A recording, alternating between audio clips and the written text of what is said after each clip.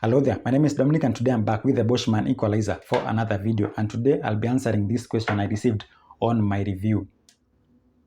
Hello, you have said you can connect your equalizer directly to your socket. How do you do it kindly? So this is how you do it. I have the equalizer and my socket outlet. So how do I connect these two together? I just can't connect a cable directly to here. I need something, and that is an adapter. This adapter happens to be a 12 volt 2 ampere, and this will work fine with my Boschmann equalizer. Even a 1 ampere adapter will work fine because these things don't use a lot of electricity. This is my output cable and I will get 12 volts between these two wires. This one is the positive and that one is the negative. So you take your negative wire, which is the black one, and you connect it to the negative.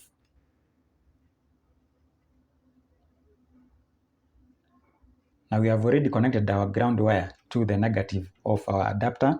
Now the following two wires, the remote and the battery, the blue and yellow wire, will be connected directly to the positive of our adapter. So you take these two wires, the yellow and blue one, and you connect them directly to your positive of your adapter.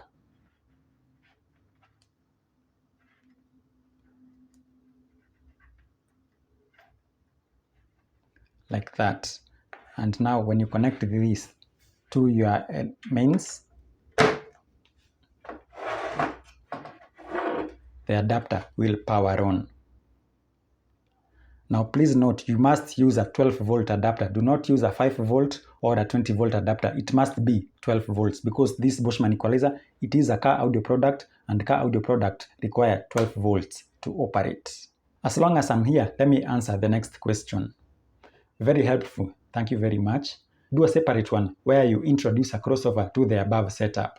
Now let me explain why you don't need a crossover when you have the equalizer. Now with the use of an equalizer, we have already separated the subwoofer. This is the most power consuming part of your music system. Now when you do that, your mid-range speakers don't have any big bass that they have to handle. Now normally crossovers come with component speakers like this.